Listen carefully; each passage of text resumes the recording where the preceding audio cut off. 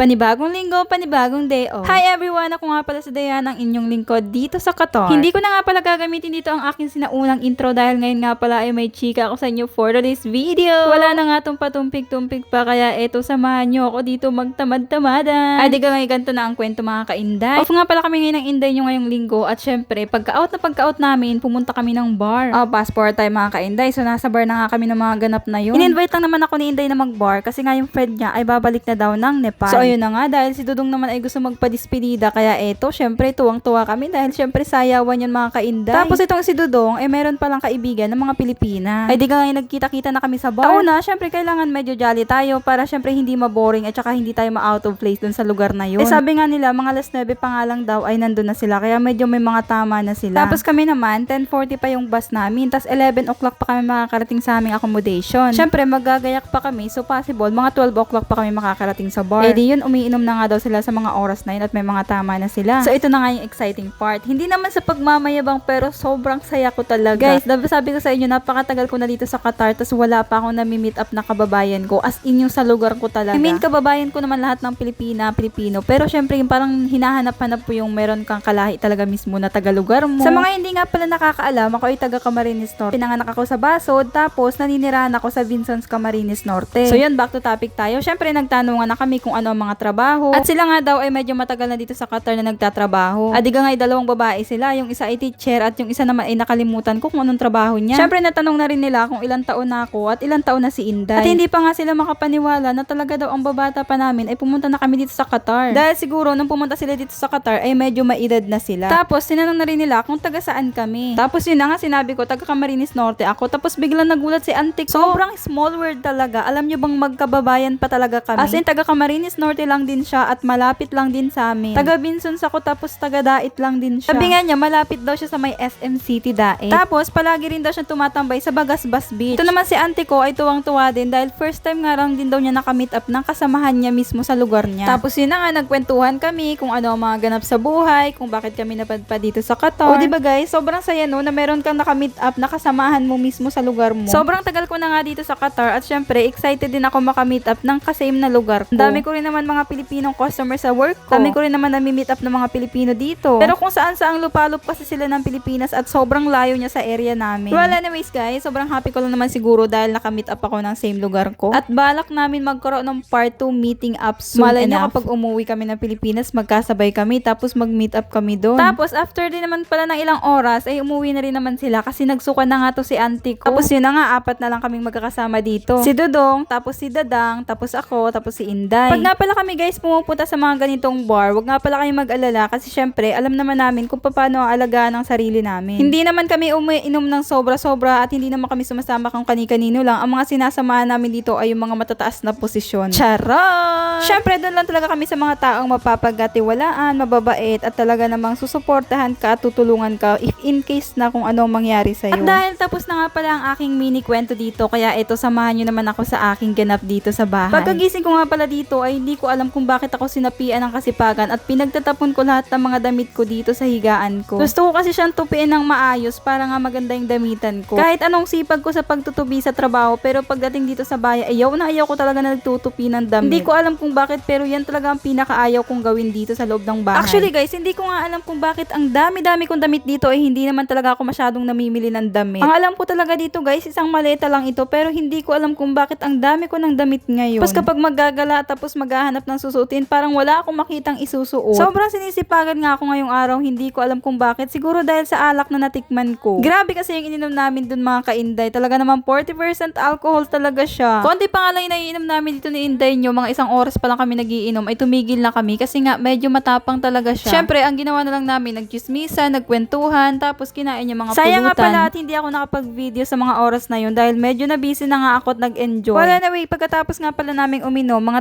3 o'clock ay nagbayad na rin naman ng bill yung kasamahan namin. Tapos guys, hindi talaga kayo matutuwa sa bill namin kasi umubos lang naman yung kasamahan namin ng 20 mil dito. Imagine guys, sobrang laki ng binayaran tapos niya. Hindi pa masyadong masarap yung alak kasi sobrang tapang, hindi namin naubos. Pero okay lang yan dahil tinabi nila at pwede pa nga daw kami bumalik sa susunod. O diba di nyo kaya, may pakambak sila. Talaga namang napaka-business minded nila. Talaga namang tinabi pa nila yung mga natirang alak para if in case gusto mo mag-comeback, makukuha mo yung alak mo. Syempre mapapagastos ka ulit ng pulutan. Well anyways guys, pakiramdam ko naman ay malapit na rin ako matapos dito sa aking pinagagagawa. Inabutan na nga rin pala na expired tong mga noodles ko dito kaya hindi ko na to makakain at ano pang ginagawa natin, itatapon na natin to. Well, may chika nga rin pala ako sa inyo tungkol dito sa noodles. Lalo na tong Lucky Me Chicken at Lucky Me Beef. Di ba nga dati ay sobrang hirap namin at hindi talaga namin afford yung maraming pagkain. Kapag bumili dito yung nanay ko o yung lola ko ng pagkain na noodles, lulutuin namin siya tapos dadagdagan namin ng sabaw at lalagyan namin ng malunggay. Siyempre, hindi naman tatabang yung lasa niyan basta dagdagan mo rin ng asin tsaka bitchin. Hindi pa sa amin uso ang magic sarap noon, bitchin at asin pa lang sa amin. Pag wala nga rin pala kaming gulay na malunggay noon ay nanghihingi kami sa kapitbahay namin tapos kung saan na merong malunggay. Minsan naman ay pakung gulay naman ang nilalagay namin sa laki. Ganun nga talaga kami kahirap noon at talaga naman kahit bitchin na hindi namin ma-afford. Kumbaga yung mga simpleng sangkap ay hindi rin namin kayang bilhin ng mga oras na yun. Pero nga ngayon mga kainday ay nag-upgrade na ako at talaga naman pansit kanto na ang gusto ko ngayon. Charot! Medyo nagpapasalamat lang kami ngayon kasi at least kahit papano ay medyo nabibili na namin yung upgraded na pagkain aside from noodles. Sa dami ko nga palang kwento dito ay natapos na itong first batch ng aking labahan. Siyempre habang naglalaban naman ako dito ay continue ko lang naman yung paglilinis ko ng bahay para matapos ko rin naman tong loob ng kwarto ko. Ay hindi nga lang din pala kwarto ko ang lilinisan ko at pupunta ako ng kusina dahil lilinisan ko rin pala to. Dahil kinabitan nga pala ng bagong cabinet itong kusina namin kaya naman eto gusto kong linisan para magandang tingnan. Kita nyo naman yan. Diyan nga pala dati nakalagay yung ref namin tapos tinanggal na yan, nilagay na dito sa labas. Pagkatapos nilagyan ng panibagong cabinet. Naman talaga naman for today's video ay samahan nyo naman ako linisan ng aming kusina. Dahil nga sinasapian ako ng kasipagan ngayon kaya hayaan nyo na isasakop ko na tong kusina linisan. Minsan nga lang pala ako sapian ng kasipagan dito kaya sinasamantala ko talaga. Charot! Ang totoo talaga niyan guys ay syempre magpapakitang gilas tayo sa may-ari para pag mag-uwi tayo ng Pilipinas makadiscount ba tayo? Para makadiscount tayo ng bayarin dito sa ating kwarto dahil medyo may kamahalan nga din. Kaya ito papakitaan natin ang landlord na masipag tayo para naman pag humingi tayo ng discount ay bibigyan tayo at hindi talaga sila makakatanggi. O diba, nakita nyo ba yung before and after ng aking kusina? Sobrang pangit diba? Tapos nang nalinisan na sobrang ganda. Oh my god, baka naman landlord. Well anyways guys, eto na nga. Pagkatapos ko nga pala linisan tong kusina ay dumiretso naman ako dito sa washing machine kasi nga iaahon ko tong mga nilabhan ko. Medyo marami nga pala ako nilaban dito dahil nilaban ko na rin ang mga bedsheet at mga pillow ko. Sinama ko na rin tong mga bear ko dito para naman malinis ng tingnan. Matapos ko nga palang labhan ay isinampay ko na rin at pagkatapos niyan maya-maya lang ay magluluto na ako ng pagkain ko dahil medyo nagugutom na rin ako. Thank you nga pala guys sa walang sawang pagsuporta at panonood ng aking mga vlog.